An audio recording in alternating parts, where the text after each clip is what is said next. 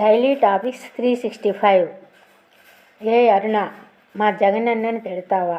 మీ నాయకుడు కుక్క పెంట మీద దోమ ఏదో పెద్ద వీరుడిలా గెలిచాడు అనుకుంటున్నావా?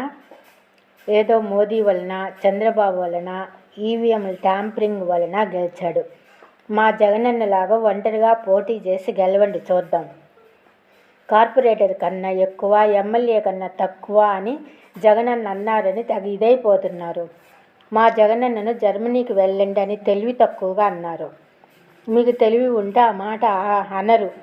అందుకని మా జగనన్న ప్రతి కౌంటర్ ఇచ్చాడు. కొత్త భిక్షగాడికి వేల తెలియదు.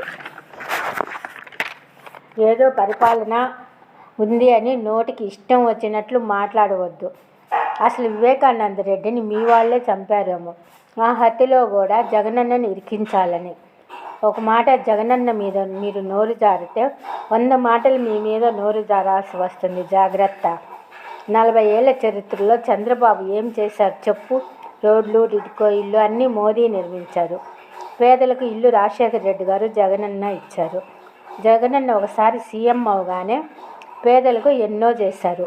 మళ్ళీ సీఎం అయితే ఎన్నో ప్రజలకు చేస్తారు, ఇస్తారు.